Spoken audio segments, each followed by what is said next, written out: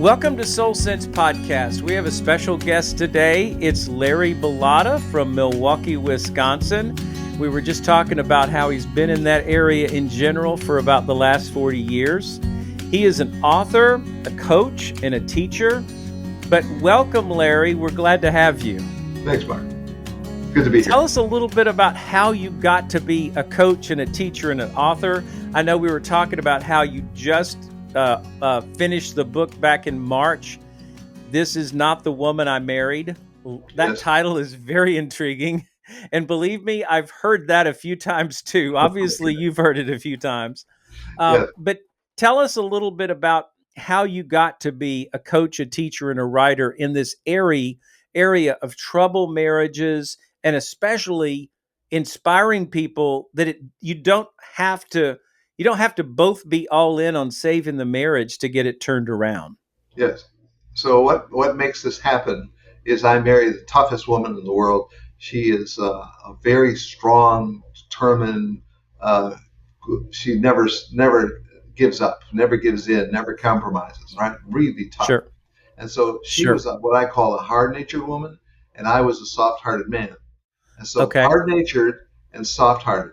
So hard-natured women are a very distinct group. They have a lot of similar qualities. Hard-natured women are decisive.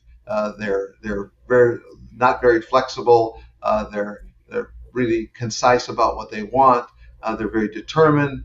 They see things as winners and losers. They say things as right or wrong, and that's kind of the nature of hard-natured women. Soft-hearted men, on the other hand, care about what people think of him. So I was a soft-hearted man, and I cared what everybody thought. I cared what everybody said. I cared what everybody believed. If somebody didn't like me, that really bothered me a lot, because that's what soft-hearted men are. They're very, very tuned into the world around them. And I like to say that social media was created by soft-hearted men. That's good. It's literally a world of who cares about who. Right. So as a soft-hearted man married to a hard-natured woman, this is a woman who is willing to fight physically and verbally. No problem with her. But a soft-hearted man is not a fighter. And so, like that Michael Jackson song, "I'm a fighter, not a lover," right? So that's what a soft-hearted man is. So in this environment, I marry her, and I'm married with a program. The program from my parents is stay married and miserable. So stay married, stay miserable. So never leave the marriage. You're unhappy, you stay. Right. And so she had the same from her parents. And so these people were World War II parents. So that's what our parents were, World War II people. Sure.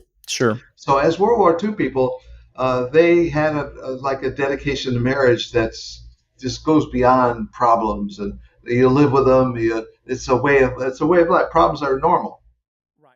So we had that, and so that means we could fight, but we could not separate. So if I have a program that says you can fight, but you cannot separate, well, now what am I going to do? I'm really unhappy, and now I'm really worried. I'm really anxious. I'm really fearful. I want to leave, but can I leave? No, I can't leave. So now that I can't, because that's your program. Right, that's right. The program says you got to stay. So now what I did, I had to decide I'm going to learn, and so I decided to be what I ended up calling the learner. So there's a learner who's called a stayer, and then a person I call a leaver.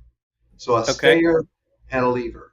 And so who is a stayer? A stayer is a person who is dedicated to marriage, who believes in it because they're programmed to believe in it, because that's part of the way they're built.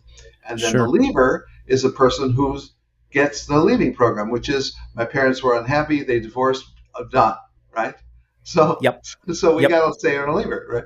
And so what people don't realize is that when you marry a person, you look in the childhood has one person with parents who are dedicated to and very committed, very loyal. And the other person has parents who divorced when they're 8 years old. Yes. Right? So they don't know that combination is going to be a problem when they're in their 30s and their 40s. Yes. Because when that message turns on, And that stayer or that lever starts to get the, like, I'm unhappy. What should I do? Oh, I do what mom and dad did. And so that's what they do. They don't say mom and dad did. They just do it. They just do what mom and dad did. And so that becomes what everybody ends up doing. So stayers and leavers. So the reason I'm talking about stayers and leavers is because over last 15 years, I've been interviewing people with what I call the chaos to purpose scale. So purpose is chaos to purpose. Yes, chaos to purpose. So okay, chaos is down at 0, and purpose is up at 10. So 10 is the top, 0 is the bottom. And so what makes the increments is 10, 9, 8 is purpose. So if you get a 9 or an 8, your parents were fighting. If you get a 10, they got along really well. So that's all a part of purpose. So they raise you with a purpose. And so that's a purpose person. Then in the middle of the scale, 765, that's called the twilight zone. That's where I was raised. Okay. And the twilight zone, the parents literally don't teach you anything. They don't raise you for any purpose. They just kind of let you teach yourself. And they're not really forceful parents at all. They just let you go. Mm-hmm. And so that's what I was raised as go teach yourself. So there's neglect. Yes, that's right. Well, that's also there. But when we get from 5 to 0, that's where abandonment, abuse, and neglect is. And as those three start to stack up, you start to go lower and lower on the scale. And so one of the things I ask is, once you get down to a 0, I've got abandonment, I've got abuse and neglect, I ask, is there anybody in your childhood who raised you up somehow, up the scale, and counterbalanced for what your parents were doing? Good. Sometimes I get answers like, well, there was this teacher, there was this coach, there was my brother, there was my older sister, right? They come up with somebody who... Or maybe one grandparent. Yes, one grandparent. That's right, one grandparent. And they were exposed enough to that grandparent to actually raise them up the scale. So, so that's how they end up at a 3 or a 2 or a 0 or a 5 or wherever they end up. All right, so where you are on this scale is really important, because when I'm talking to a person, do you know what they do, Mark? They start talking about their life. They talk about what happened this week, what happened last week, what happened last month, what happened this year. They talk about what's going on, and that's all they talk about. They never one time did they ever mention their childhood. They don't say anything about childhood. Like, it doesn't matter, right? Like, no, it seems that, like right? Yeah. So what I'm doing is I'm talking to stayers about leavers. I don't get to talk to leavers because leavers never stay to talk to me. Right? That's true. That's true. I've had a few of those leavers. Yes. Yeah. So stayers stay, and they tell me about the people called leavers, and they tell me what they're doing, what they're living like. And what really is dramatic is we're talking about the people in chaos are coaches, teachers, politicians, athletes, chemists, scientists. Right? They're people that are really successful. These are what I call buckers. And what they are is they're people who buck the childhood they were given. And they buck the childhood they were given like a bucking bronco who throws off the rider. And so what they're trying to do is they're trying to say, I'm not doing this. So they go through 3 steps. So step number 1 is, no, I'm not doing that. Step number 2 is I'm going to borrow a value that I'd rather do. And step number 3 is I'm going to act that value out. So what happens is they say stop. Step 2, I'm going to borrow a value from the person I married. And step 3, I'm going to act it out as if I actually had it. As if I actually had the value. And so what happens is these people who are stayers, they're so surprised. He was so wonderful, so kind. She was so the glowing praise. I'm thinking, can buckers really be that good? Can they be that convincing? But they are convincing. Yeah. Like the person who marries them doesn't even realize that they never had the value. They thought they did have the value. And what they were doing is they were borrowing the value from them or somebody they admire. And so that's the way they lived. And they lived that way until the day they cracked. And what happens when they finally snap is they're now having a death of a father, death of a mother, a move, a big financial crisis, a child leaves home, right? All big things will snap them into this chaos. And once they snap, the chaos you're saying, Larry, that was always there, was It always was there. just kind of carefully concealed Yes. with those steps that they took. Absolutely. That's right. Yes. It is carefully concealed, but you think is it carefully concealed? Well, a bucker is bucking, and they're bucking because they're determined to not let their subconscious take over. And so, what are they doing? They're fighting their mind.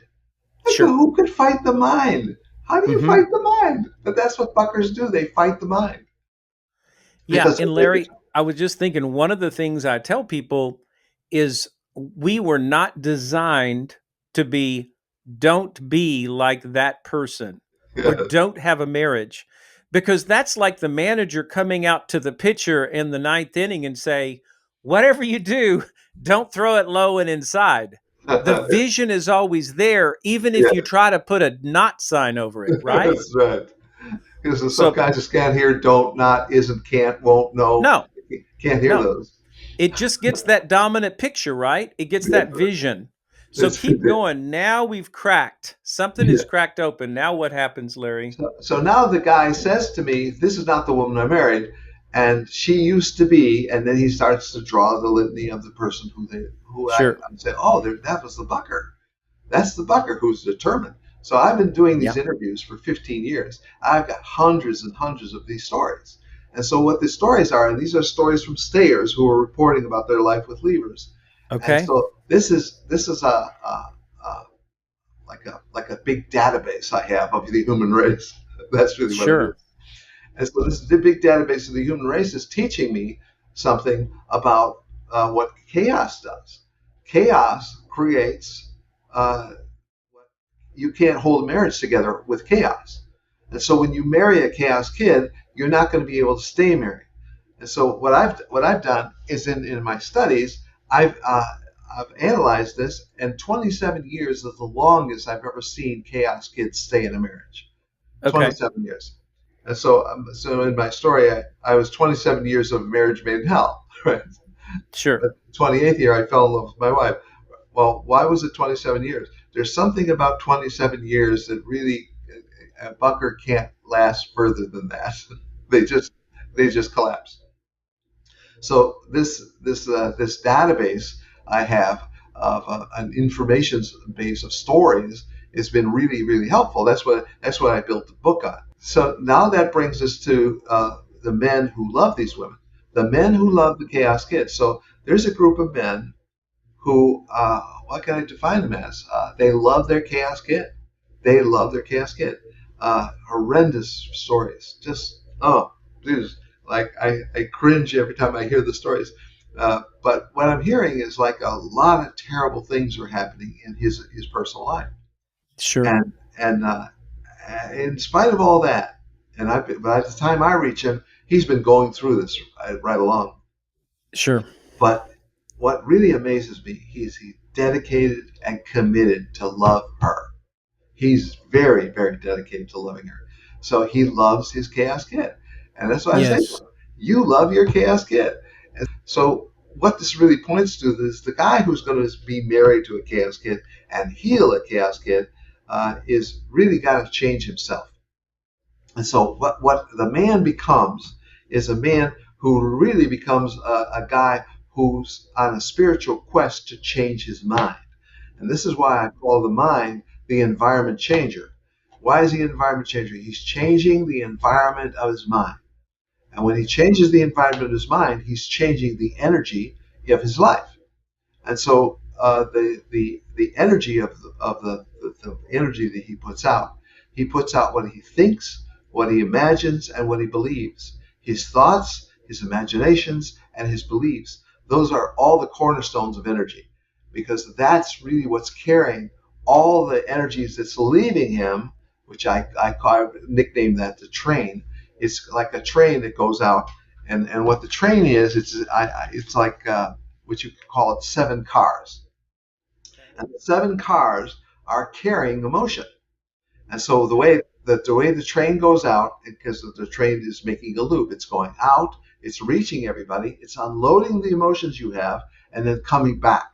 And when it comes back, it brings the emotion of the people, right? So your kids, your emotions go to Sure. your kids, comes back, it carries the emotions of your kids. And so now you Sure. feel something, right? So it's my mood, my attitude, my feelings, my sensitivity, my energy, my frequencies, and my vibrations. Those are the 7 cars of the energy train. And so what's happening is you're feeling something and you think it's private. You think it's like nobody knows it. But that's not true because the energy train is carrying it out and everybody's feeling it, and then they're bringing back some kind of reaction. And so this train is going round and round, out and back, out and back. And that's happening 24 hours a day. It never stops. And so once you realize, when you finally get that train idea that the energy train is going out and carrying what you feel, what you believe, what you sense, what's in your subconscious mind, that's what's going out. Oh my goodness, what am I going to do? What am I going to do? I got no secrets. Because what happens when the train goes out, the wife you married, she feels what you're feeling. Now, does she say? Does she say what she's saying? Never. She never says what she's feeling. What she does, she goes, I make a decision. She makes a decision like, oh, now I'm not going to do that anymore, or Yep. now I'm going to do this now, right? Or now I'm not going to do that. I'm going to go here. Right? I'm going to go there. I'm going to make these new decisions based on what you're doing, what you're feeling. And so it's almost like you don't even need a conversation because the energy train is carrying it out and it's coming back, it's going back and forth. And the conversation is always happening in the invisible realm. And so that conversation is already taking place and you don't even have to say anything. So there's no Kind of behavior. like a heart-to-heart conversation without words. That's right. It is a right? heart. Yes, that's Because exactly it's right, Mark. like, guard your heart with all diligence, for out of it flow the issues of life. Yes, that's what the energy train is doing it. Yep. So when people talk about the heart, they try to use the heart as a way to describe emotion. And so when Yep. they like the quote that you just made, that's you've got to guard the heart because the heart is carrying all your feelings. All the feelings are there. And that's why the heart and feelings are so. And your beliefs too, right? Yes, that's right. Your beliefs. Yep. And the messages from your childhood are in there as well. So all those messages you had from childhood are if you had combative messages, tension messages, anger messages, frustration messages. These are all ways of dealing with life. And so if they're already there, they're going out. So your parents are in here and they're going out on the train, and then your wife is feeling them. Now, what that tends to do is ignite her chaos. So because she's already a chaos kid, she's going to feel yours, and it's going to ignite hers. Yes. And so that's like a subtle form of like a backlash, where she's going to say, this feels like what my father said. This feels like what my mother did. I've heard stories about mothers or fathers that lock kids in rooms or lock them in basements and like all kinds of things like that, and create traumatic memories that terrible trauma. they're often buried. And so I have a phrase. I call it a black box childhood. And the reason I call it a black box childhood is I'll hear a guy telling me about his wife, and he doesn't have much to say. He doesn't know much about the events of her childhood. I said, why is that? And he said, she never talked about it much. Right. And that phrase, like, she never talked about it much. What? Wait a minute. That's a black box childhood. That's a buried pile of events that are going to come here, right here. Absolutely. Right? And if you talk to those women, which I've talked to many of them, some of them are simply, it's too painful to talk about.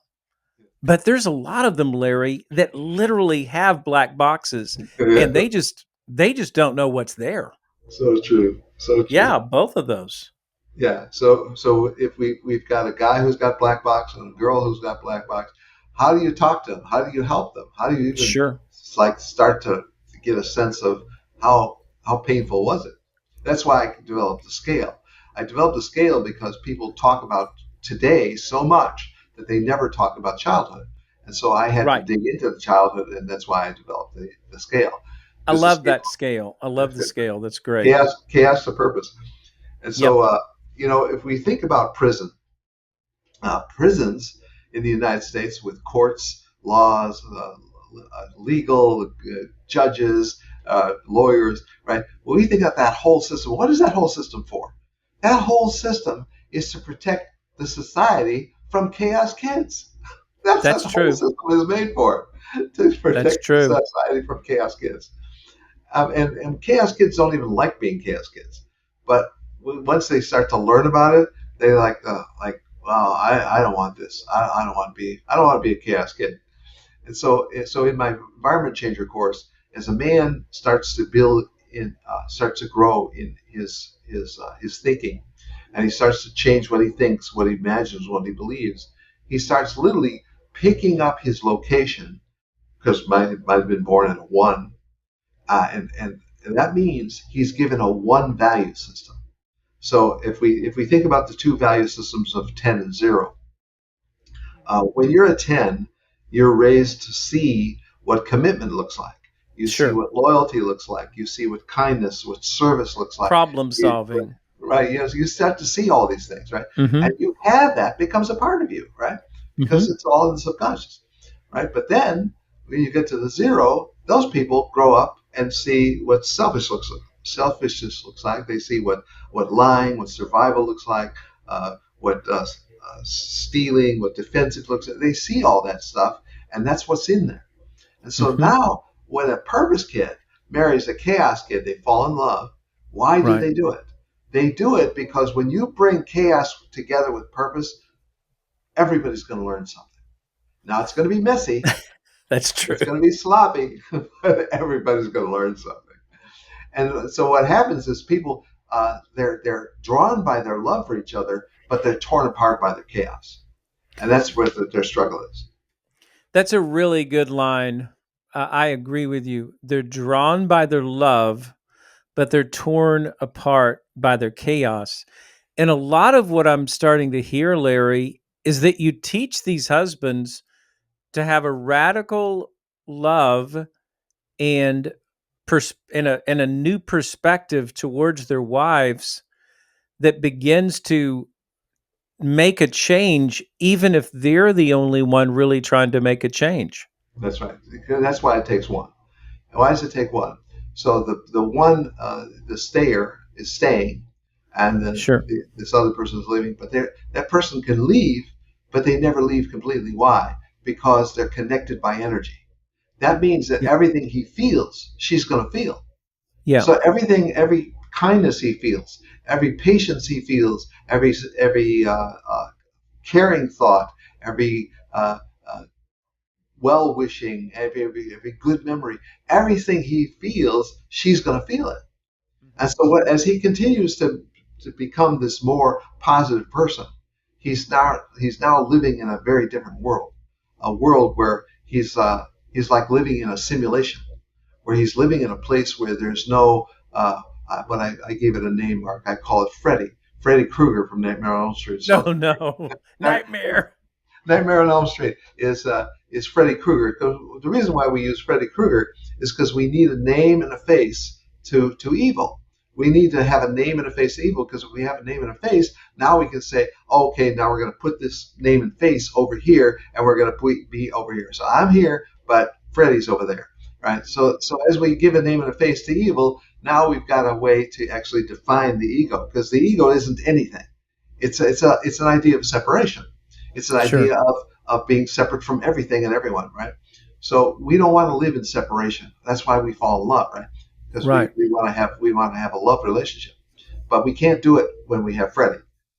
So what the course does is it first of all identifies the existence of Freddy and gives a logical conclusion about why it exists, and then it gives some tools to start to change the energy that you're going to be feeling. And one of the things that the tools are built on is a collection of tools I call the EC7, the Environment Changer 7. And so the EC7 is a way to literally pack all the positiveness you normally wouldn't do, pack it all together and literally press it on yourself and literally put yourself in a protective system where you don't have a Freddy pelting you. Because what happens when a real negative woman is criticizing and blaming and fault finding and changing history and all the things that they do. That's like being shot with bullets. And when you're being shot with bullets, you're falling apart, right? Because you have no way to handle all the bullets. And so what these protections do is they literally cause you to be bulletproof. So the bullets stop and then they fall, right? When they stop and they fall, that's actually like the movie The Matrix, because that's what yes. Neo went through, right? So when Neo dies and then he becomes this dead person, he now lives in a place where he actually sees the Matrix. He can see it, right? And when the agents shoot at him, the bullets come and they stop, and he holds them in space and they just drop, right? That's the feeling what we want to have. We want to live like we're bulletproof. Because when we're living like we're bulletproof, now when I go into the care feeling of a chaos kid, now I can actually do it. I can start to care and feed the chaos kid. I can start to forgive. I can start to dwell on positive ideas. That's so good. Start to see everything in a different way. And so that's really what you're doing. You're reinterpreting everything that's coming in. And that's actually how what drives the care and feeding of a chaos kid. And so now you're actually loving this chaos kid in a way that you wouldn't normally do. I love that. I love that picture, because it's not, you're not painting a picture of helping the husband to be defensive or protect himself or whatever. Really, you're painting a picture of, hey, if you want to love your wife through this and make it to the other side, here's the plan. This is fascinating, Larry. Tell us a little more about the program. How long does it last? How do people sign up for it? I'm sure they just, go to your website or whatever. So the program is called the Environment Changer. So I have a course for men and a course for women. Course for men. And so the reason I have a course for men and a course for women is I never want the men talking to the women, and I never want the women talking to the men, right? So there's two communities, a men community and a women community. I've developed this over 15 years. And so what happens is that people come into the self-study course. That's really what it is, self-study course. And so they take the self-study course and they start to get the ideas of how you manage energy. And so they're learning about this. And while they're learning about this, their life is happening.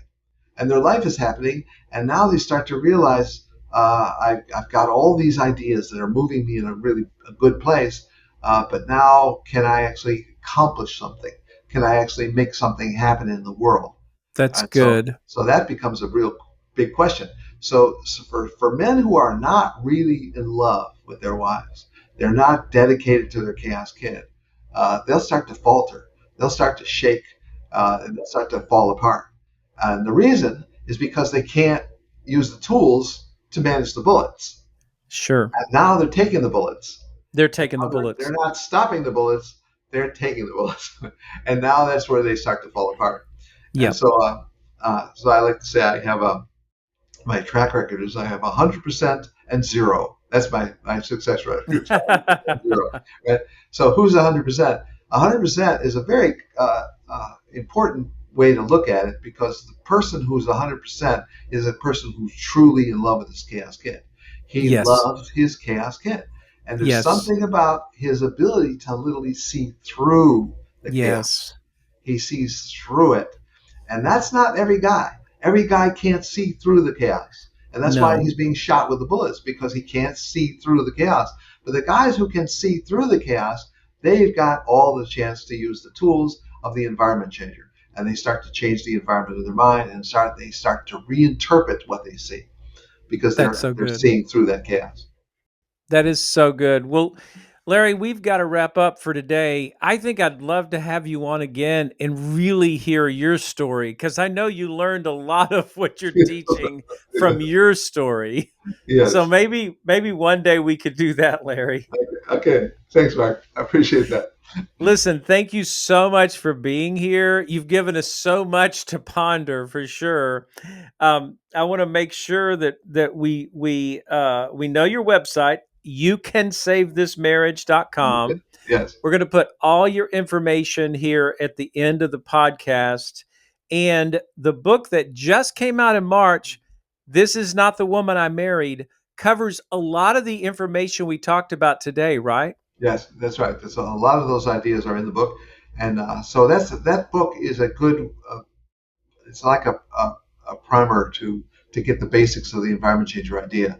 And so if you're reading that book and you start to throw it away, you're not ready for the course, right? Sure. So it's a good first step before you step into the environment changer course. So that is so. That's on Amazon. So you just enter the title. You can save this marriage, and then you'll get it on Amazon. You can save this marriage, and then This Is Not the Woman I Married. Yes. So Larry, thank you so much for being on here. It's been very informative. I hope things go well for you up in Milwaukee. Thanks, Mark. Okay, bye now. All right, bye-bye. If you enjoyed this podcast, please do us a favor and like, subscribe, and share with others who might need it. And you can find additional resources at SamaritansWell.com.